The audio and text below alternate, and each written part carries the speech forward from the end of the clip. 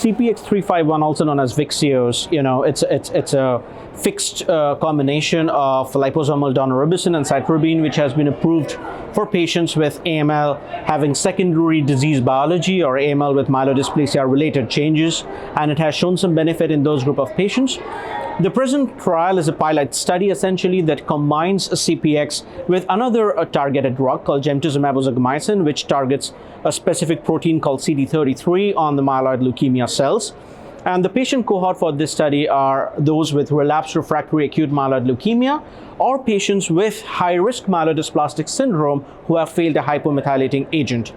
So we had previously shown this data at ASH 2022. We are updating on that. 47 patients, very high-risk patients, majority of them having been previously exposed to hypomethylating agents and around 80% exposed to venetoclax. With the combination, we saw an overall response of around 30%.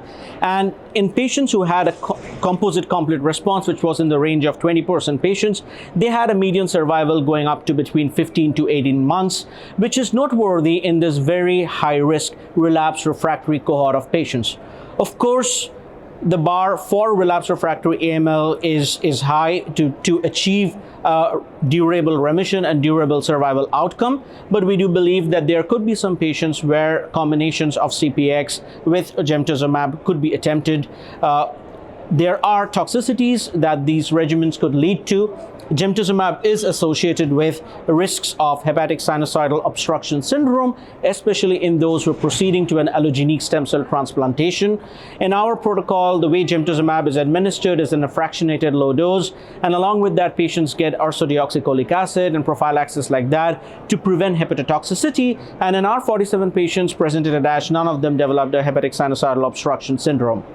CPX-351 is associated with the risks of cytopenia. The median duration of cytopenia in the registrational trials was around 6 to 7 weeks.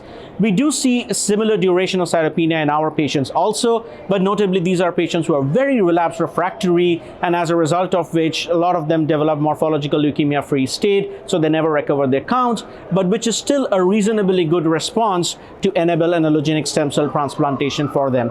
So overall, CPX Gemtuzumab was safe in a very high-risk cohort of myeloid leukemia patients with overall response rate around 30%, composite complete response around 20%, and median duration of survival in patients, or overall survival in patients who were composite complete responders around 15 to 18 months.